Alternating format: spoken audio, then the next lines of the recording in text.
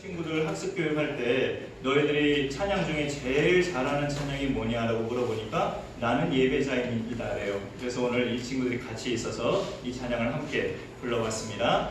우리 오늘 말씀은 그동안의 그 자유함 시리즈를 좀 집결하는, 그래서 제목이 진리 안에서 자유하십시오라고 말씀을 정했습니다. 진리 안에서 자유하면 이제까지 앞에 언급했던 여러 가지 우리가 자유하지 못한 것들에 대해서 자동으로 자유함을 누릴 수 있기 때문에 오늘 총체적으로 그렇게 요한복음 8장 말씀을 함께 보았습니다. 예수님을 구주로 믿는 우리 성도님들 모든 자녀들에게 참 기쁨과 평안, 감사, 만족이 늘 넘쳐날 수 있기를 간절히 축원합니다. 아멘. 예수님을 구주로 믿는 사람은 왜 기쁨과 감사와 만족과 평안이 넘치냐면 그분으로 인하여 이제 죄에서 해방되고 자유함을 얻었기 때문에 그래요. 북한의 정치범 수용소에서 우리는 상상도 못하는 고초를 겪다가 탈북해서 대한민국 땅에 정착한 사람은 그 자유함을 이루 말할 수가 없겠죠. 예수 믿는 사람이 누리는 자유함은 그렇게 환경이 확 바뀔 때만 누려지는 자유함이 아니라 그런 환경이나 결과와 상관없이 누릴 수 있는 영적 부분에서의 자유함이에요. 돈으로부터의 자유함을 비롯해서 환경, 질병, 또 저번에 나눈 직분, 이 모든 것에서 우리가 매이지 않고 자유함을 누릴 수 있는 비결은 예수님을 만나면 됩니다. 그 예수 안에서 모든 것의 자유함은 이제 시작됩니다. 자유하다는 게 도대체 무슨 말인가 했을 때, 뭐 죄로 감옥에 갇혔다가 풀려난다는 말인가 했을 때 그 말도 맞지만 성경적으로 보면 종으로 살다가 종의 신분을 이제 벗어났다는 뜻이에요. 그게 자유함입니다. 오늘 말씀 33절 보면 그들이 대답하되, 유대인들이 예수님께 대답하는 거예요. 우리가 아브라함의 자손이라 남의 종이 된 적이 없거늘 어찌하여 우리를 자유롭게 되리라 하느냐라고 반문을 하죠. 예수님이 유대인들을 향해서 내가 너희를 자유롭게 하리라 라고 이렇게 말을 하니까 이 유대인들이 질문을 하는 거예요. 우리는 아브라함의 자손이다. 우리가 누군지를 모르느냐. 우리가 아브라함의 자손이고 남의 종이 된 적이 없었는데 뭘 우리를 자유롭게 한다고 그러냐라고 질문을 하는 거예요. 이들이 말한 것처럼 이들이 잘 표현했어요. 자유하지 못하다는 것은 남의 종으로 산다는 뜻이에요. 내가 이제까지 자유하지 못했다. 그러면 무엇인가의 종으로 살았다는 뜻입니다. 그러면 그 무엇인가는 여러 가지 중에 해당될 수 있겠죠. 예를 들어 내가 돈으로부터 자유하지 못하다. 그거는 돈의 종으로 산다는 뜻이에요. 돈의 종으로 산다는 게 뭐냐? 유행가 가사인 것 같은데 돈 때문에 웃고 돈 때문에 울고 돈 때문에 쉬지도 못하고 돈 때문에 잠도 못 자고 돈 때문에 예배 한번 제대로 못 드리고 이런 상태가 돈의 종으로 사는 건데 여기에서 벗어나는 것이 자유함이에요. 여기에서 벗어나는 것이.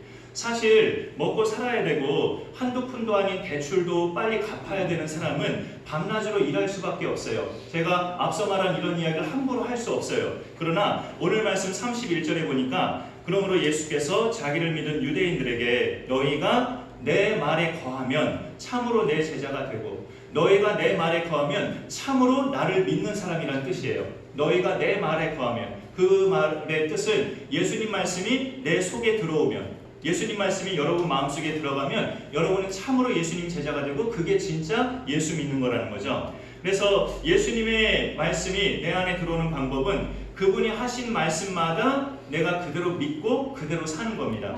우리가 모험이라고 생각될 수 있지만 예수님이 남기신 말씀마다 그대로 믿어보는 거예요. 100% 그대로 믿어보면서 그대로 살면 그분의 말씀이 내 속에 들어온 겁니다.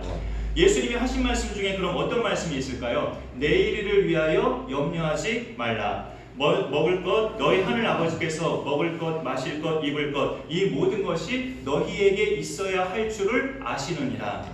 하나님이 아신대요. 그러니 너무 염려하지 말라고 말씀하셨어요. 너희가 그런 내 말에 거하면 참으로 내 제자가 된다. 그런 말을 내가 너희에게 던졌는데 그 말이 너희 마음속에 심어지면 그게 정말로 나를 믿는 것이라고 예수님이 말씀하셨습니다.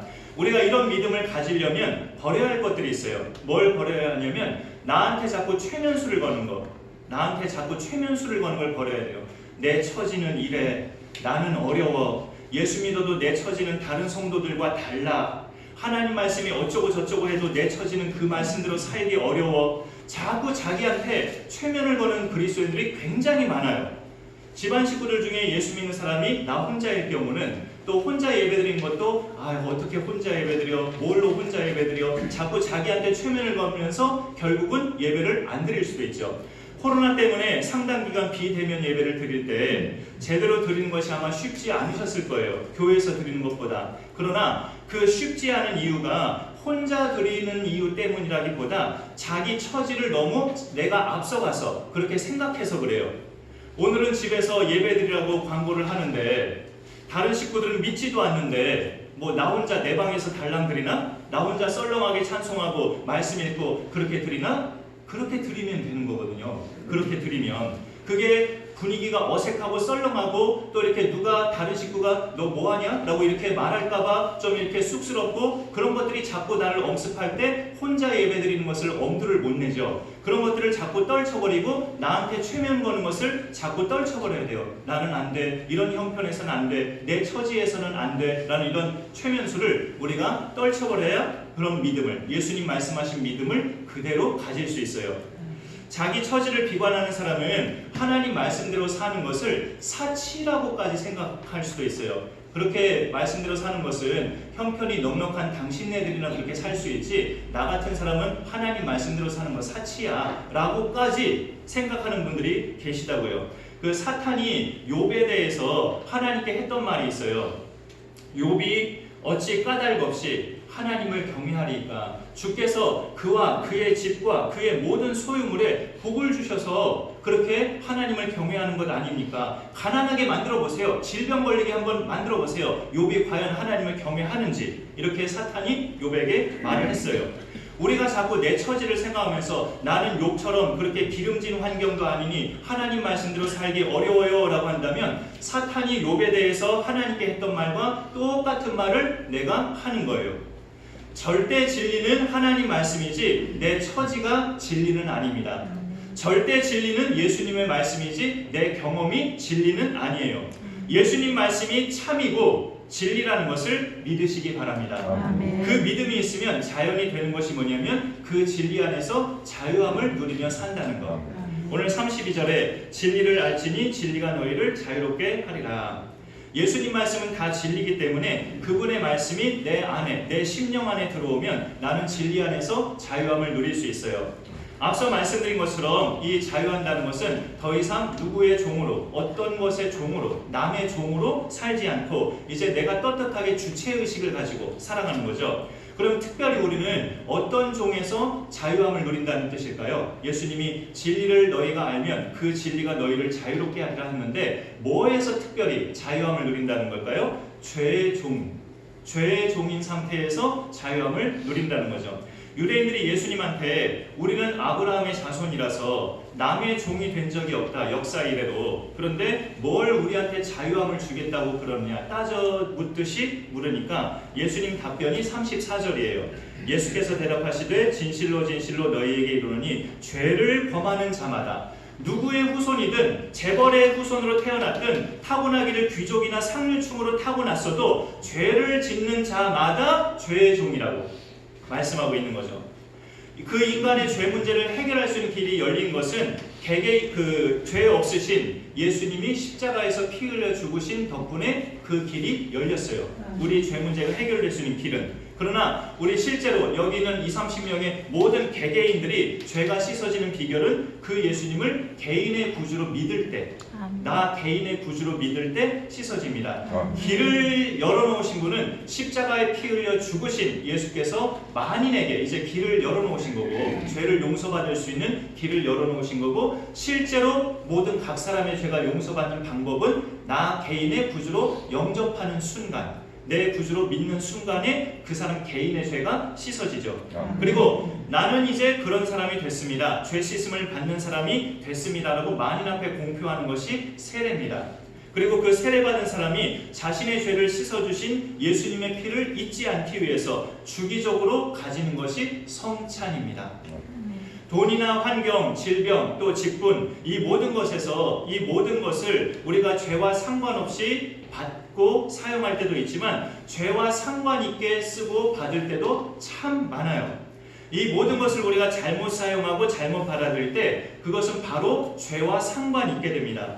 자꾸 돈을 예로 들어서 좀 불편할지 모르겠는데 돈을 사용할 때 정말로 죄와 상관없이 돈을 사용하면 그 사람은 돈의 종이 아닌 거예요. 그러나 돈을 사용할 때 죄와 직결되게 사용한다면 그 사람은 아직 돈의 노예로 살고 있는 겁니다. 예를 들어 월급이 한 달 월급이 200만 원인 사람이 그 수입의 대부분을 옷 사고 신발 사고 백 사고 액세서리 구입하고 레저 즐기고 어디 걸핏하면 여행 가고 200만 원밖에 안 되는 수입을 가진 사람이 매번 그런 걸로만 돈을 다 탕진하고 그것도 모자라서 돈 있는 사람한테 자꾸 꾸고 그러면은 저축은 고사하고 소비만 해도 모자라서 그렇게 자기 것도 다 써버리고 남에게 꾸기까지 한다. 이게 바로 돈을 죄와 상관 있게 쓰는 거예요.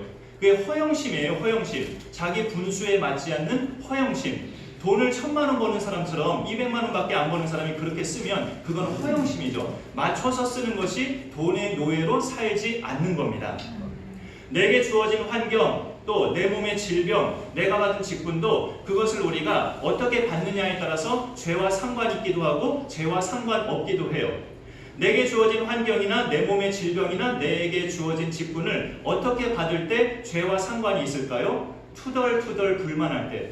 왜 나한테는 이런 게 걸리는 거야? 왜 나한테는 이런 환경이 처해진 거야? 왜 나한테는 직분이 이것밖에 안 되는 거야? 늘 이렇게 광야 생활의 이스라엘 백성처럼 불만과 원망으로 살아갈 때 죄와 바로 직결이 되죠. 그 모든 것들은. 그러나 그런 것에 불평, 원망하지 않고 감사함으로 받아들일 때 질병까지도 직분도 자신의 주어진 환경도 기쁨으로 감사함으로 받아들일 때 우리는 죄의 종, 환경의 종, 질병의 종, 직분의 메인 상태에 거하지 않을 수 있어요.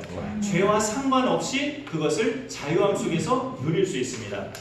이 모든 것에서 자유함을 누리는 비결이 바로 진리 안에 거하는 건데 진리가 뭐냐 할 때 두 가지예요. 예수님의 말씀과 예수님 자신. 예수님이 하신 말씀과 그분 자신이 곧 진리입니다. 그래서 그분 안에 거하고 그분의 말씀 안에 거하는 것이 우리가 모든 돈, 환경, 또 질병, 직분 여러 가지 기타 등등의 모든 메인 것에서 자유함을 누릴 수가 있어요. 예수님이 자기가 진리인 것은 친히 말씀도 하셨죠. 내가 곧 길이요 진리요 생명이니 나로 말미암지 않고는 아버지께로 올 자가 없느니라. 오늘 36절에도 그러므로 아들이 너희를 자유롭게 하면 너희도 참으로 자유로우리라. 32절에는 진리가 너희를 자유롭게 하리라 라고 말씀하셔놓고 36절에 가서는 아들이 너희를 자유롭게 하리라고 아들로 표현을 바꾸셨어요. 그러니까 진리는 바로 아들, 예수님을 말해요. 우리가 진리 안에 거한다는 것은 예수님 안에 거한다는 거고 예수님을 믿는다는 거죠. 그렇게 거하면 그 진리가 우리를 자유롭게 한다고 예수님이 선언하셨습니다. 예수님이 이 땅에 오신 목적 자체가 마태복음 1장에서 자기 백성을 그들의 죄에서 구원할 자로 오셨어요. 그게 이제 우리를 죄에서 해방시키는 것, 죄에서 건져주시는 것이 우리를 자유케 하신다는 뜻이죠. 그래서 그런 은혜를 우리가 받으면 그리스도 예수 안에 있는 자에게는 결코 정죄함이 없다는 로마서 8장의 선언처럼 우리는 그렇게 모든 죄로부터 해방되는 자유함을 누리게 됩니다. 죄로부터 구원받는 것을 성경은 마치 독립선언처럼 장엄하게 선포를 해요. 그러므로 이제 그리스도 예수 안에 있는 자에게는 결코 정죄함이 없나니 이는 그리스도 예수 안에 있는 생명의 성령의 법이 죄와 사망의 법에서 너를 해방하였습니다. 네가 예수 믿는 그 순간부터 너는 이제 죄의 종에서 완전히 벗어나게 된다는 선언을 하나님 말씀이 해주고 있어요. 예수님 안에 있는 사람은 예수님 때문에 죄와 사망이 이제 종노릇하지 않게 돼요. 죄에 끌려가는 종으로 예전에 살았다가 이제는 더 이상 죄의 종으로 살지 않게 됩니다. 우리를 죄에서 자유하게 하신 예수님은 하나님의 아들이신데요. 원래 예수님만 하나님이시고 하나님의 아들이셔요. 그런데 특별한 하나님의 은총으로 우리도 양자가 됐어요. 본래 예수님만 하나님의 아들이에요. 하나님께 다른 자식은 없어요. 말하자면 우리는 하나님의 자녀가 아니고 진노의 백성인데 하나님의 특별한 은총으로 예수님을 믿고 우리도 아들들이 됐다고 성경이 말씀하고 있습니다. 예수님처럼 동일한 하나님의 아들들, 자녀들이 됐어요. 그래서 오늘 말씀 35절에 보면 아들의 특권을 이렇게 말합니다. 종은 영원히 집에 거하지 못하되 아들은 영원히 거하나니 라고 말씀하고 있습니다. 여기 말씀에 보면은 이 당시 유대인들은 벌써 오래전에 나라 잃고 바벨론, 메데, 바사, 헬라, 그리고 예수님 시대에는 로마까지 줄줄이 강대국의 통치를 받으면서 비참한 식민 생활을 했던 민족이 유대인들이었어요. 이 유대인들에게 남아있는 자존심은 그나마 딱 하나, 민족성입니다. 우리는 아브라함의 자손이다. 이 민족성 하나만 유대인들에게 자존심으로 남아있었어요. 죄가 얼마나 무섭냐면 그 타이틀에 깊이 빠져서, 그 타이틀, 우리는 아브라함의 자손이야 라는 타이틀에만 깊이 빠져서 정작 하나님의 말씀대로 살지는 않고 껍데기만 아브라함의 자손처럼 사는 것, 이게 죄의 무서움이에요. 예를 들어서 저도 목사지만 목사의 이 땅의 모든 목사님들의 자녀들이 우리 아버지는 목사님이다, 내 아버지가 목사님이니 나도 하나님께 구원받은 자녀다, 이 땅의 모든 목회자 자녀들마다 한 번쯤은 생각해 봤을 만한 그런 이야기일 것 같아요. 우리 집안은 교회를 3번 개척해서 개척한 교회마다 정말 다 같이 충성한 집안이다. 우리 가정이 구원받지 않으면 어느 가정이 구원받겠는가? 할아버지가 한번 개척하시고 아버지가 또 한 번 개척하시고 나도 한번 어찌하다가 교회를 개척해서 우리 집안은 3번 교회를 개척했는데 이 정도면 확실하게 구원받은 가정 아니겠는가? 또 우리 집안은 5대째 기독교 가정이다. 19세기 후반에 130년 전에 고조부께서 선교사님을 통해서 처음 예수 믿기 시작해서 증조부, 할아버지, 아버지, 나까지 5대째 예수 믿는 우리 집안이야말로 구원받은 가정 아니겠는가? 말하자면 이런 생각을 유대인들은 오랜 세월 동안 하면서 우리는 아브라함의 자손 아닌가? 이러면서 언제나 하나님의 택한 백성으로 자부하면서 살아왔다는 거죠. 비록 나라 잃고 서럽게 살아왔지만. 그런데 예수님은 이 유대인들에게 노골적으로 너희는 죄의 종이다. 죄의 종은 아버지 집에 영원히 거하지 못한다. 아주 자존심 상하는 그런 말을 해버렸어요. 그래서 이 유대인들이 감히 아브라함의 자손인 우리한테 죄의 종이라니, 우리가 남의 종이 된 적이 없는데 우리를 어찌하여 네가 자유롭게 한다고 하느냐라고 그렇게 반문을 한 거죠. 종은 영원히 주인의 집에 거하지 못하고 아들이어야 영원히 집에 거한다는 예는 이삭과 이스마엘, 아브라함의 똑같은 두 아들이었지만 이삭과 이스마엘을 예로 들어서 우리가 금방 이해할 수 있어요. 그리고 이스마엘을 낳았던 여인이 하갈이죠. 아브라함의 정식 부인은 사라였지 하갈은 아브라함의 부인이 아니죠. 사라의 여종이고. 근데 이제 하나님께서 정식으로 아브라함에게 주겠다고 한 언약의 아들, 약속의 아들이 있잖아요. 나중에 이삭으로 태어나지만 그 언약의 아들을 기다리다가 지쳐서 이 사라의 권면을 아브라함이 갖고 사라의 여종, 부인의 여종 하갈과 동침해서 낳은 아들이 이스마엘이에요. 나중에 이제 하나님께서 약속하신 아들 이삭도 태어나는데 다 자란 이스마엘이 이삭을 자꾸 괴롭히고 이삭을 자꾸 놀리는 거예요. 빤란하게 이삭을. 사라가 그 모습을 보고 아브라함에게 과감하게 한 말이 있어요. 그런데 놀랍게도 하나님도 똑같이 사라 편을 드시고 그 말을 하나님도 똑같이 하셨어요. 무슨 말이냐면 오늘 말씀을 한번 추가 말씀으로 읽어보죠. 갈라디아서 말씀인데 읽어주시죠. 시작. 성경이 무엇을 말하느냐? 여종과 그의 아들을 내쫓으라. 여종의 아들이 자유 있는 여자의 아들과 더불어 유혹을 얻지 못하리라 하였느니라. 바로 이것을 오늘 말씀에서 예수님은 종은 영원히 주인의 집에 거하지 못하되 아들은 주인의 아들이니까 영원히 거하나니라는 그런 말씀으로 구약을 예수님이 저 사건을 염두에 두시면서 유대인들에게 하신 말씀이에요. 너희는 너희가 아브라함의 자손이라고 그나마 남아있는 그 자존심, 민족성을 가지고 자부하고 살지만 너희는 실상 나를 믿지 아니하니 죄의 종이다. 죄의 종은 주인의 집에 잠깐 살지언정 영원히 살지는 못한다. 진정으로 너희가 나를 믿고 아들이 되어야, 하나님의 자식, 아들이 되어야만 그 참 주인이신 내 아버지 집에 너희가 영원히 살 수 있다는 말씀을 하시는 거죠.